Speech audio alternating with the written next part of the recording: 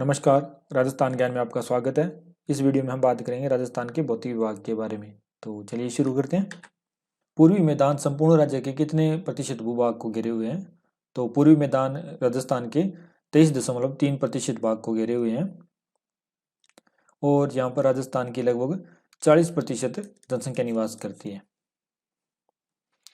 इस क्षेत्र को नदी बेसिन क्षेत्र भी कहा जा सकता है क्योंकि यह क्षेत्र नदियों द्वारा लाई गई दोमट और जलोढ़ मिट्टी से बना है और इसी कारण यह क्षेत्र काफी उपजाऊ है।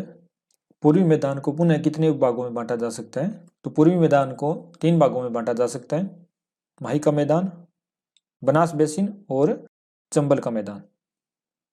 तो पूर्वी मैदान को 3 भागों में बांटा जा सकता है। छप्पन का मैदान स्थित है प्रतापगढ़ और बांसवाड़ा के मध्य। जो माही नदी का उपजाऊ मैदान है वहां पर 56 गांवों का समूह है, इसलिए इसे छप्पन का मैदान कहा जाता है।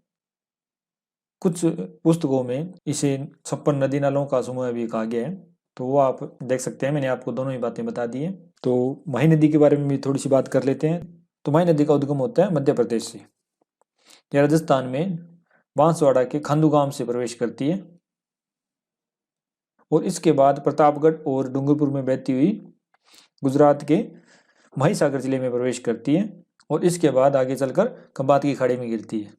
पहले ये जिला पंचमहल हुआ करता था, लेकिन अब ये महिसागर है। तो इसकी जो मुख्य सहायक नदियां हैं वो हैं इरू, जाखम, सोम, मोरेन, चाप, अनास और एक नदी और है भादर। और बांसवाड़ा में इस पर बांध बना है माही बजाज सागर। इसके बाद डूंगरपुर में सोम, माही और जाखम तीनों नदियों का जहाँ संगम होता है वहां पर बनेश्वर धाम है। ये डूंगरपुर के नवाटापुरा में है। और इससे आगे चलने पर डूंगरपुर में एक मुख्य स्थान है गलियाकोट। यहाँ पे गलियाकोट का उत्सव बढ़ता है। जहाँ गलियाकोट में दाऊदी बोहरा संप्रदाय की प्रधान पीठ है और साथ ही ओदीच्य ब्राह्मणों की भी मुख्य पीठ यहीं पर है। इसके अलावा आप याद रख सकते हैं कि इस नदी की कुल लंबाई है 576 किलोमीटर और राजस्थान में इसकी लंबाई है 171 किलोमीटर, यानी लगभग 30% ये राजस्थान में बहती है और राजस्थान के 3 जिलों से होकर गुजरती है, बांसवाड़ा, डूंगरपुर और प्रतापगढ़। प्रतापगढ़ में जो माही नदी का किनारा है इसे कांठल कहा जाता है। इस नदी को यहाँ पर बागड़ की गंगा, कांठल की गंगा, आदिवासियों की गंगा, दक्षिणी राजस्थान की स्वर्ण रेखा आदि नामों से भी जाना जाता है। और स्वर्ण रेखा से आप याद रख सकते हैं कि ये नदी कर्क रेखा को 2 बार पार करती है और ये नदी उल्टे यू आकार की है।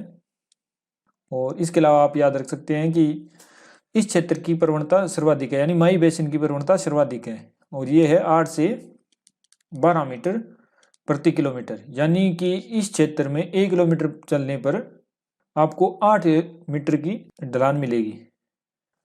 देवल मेवलिया है, तो देवल या मेवलिया है डूंगरपुर और बांसवाड़ा के मध्य का भाग।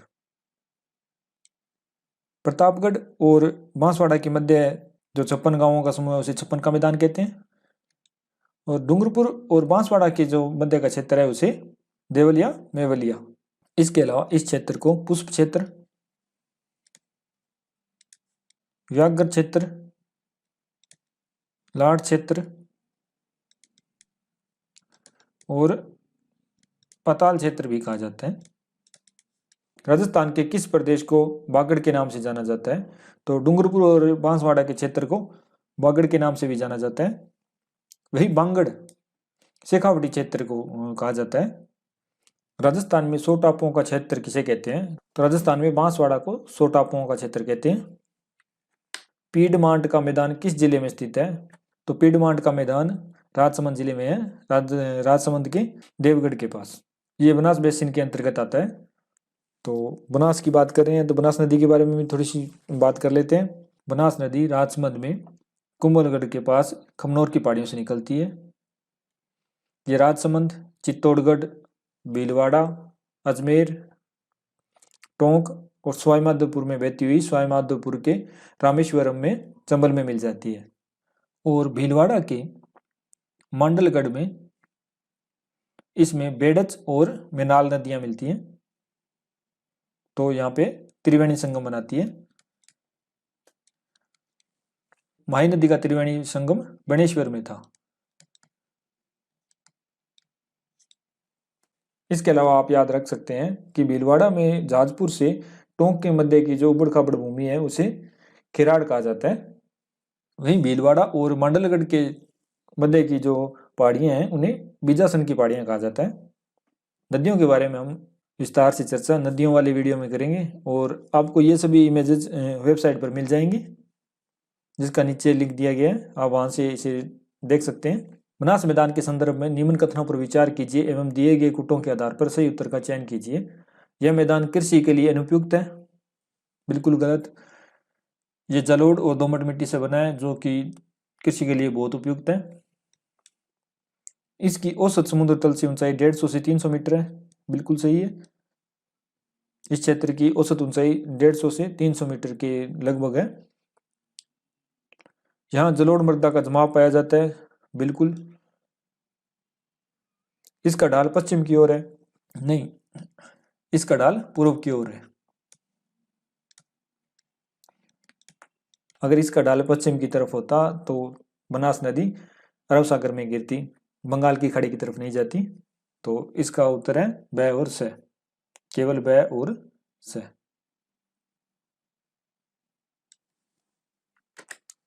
निम्न में से कौन सा समतल उच्च मैदान ईरान महोदय द्वारा तृतीय पेनीप्लेन के रूप में पहचाना गया? तो अलेक्जेंडर हेरोन ने मालपुरा करौली के मैदान को तृतीय पेनीप्लेन के रूप में पहचाना। मालपुरा करौली का मैदान टोंक और करौली के मध्य है। इसकी समुद्र तल से औसत ऊंचाई 280 से 400 मीटर के करीब है।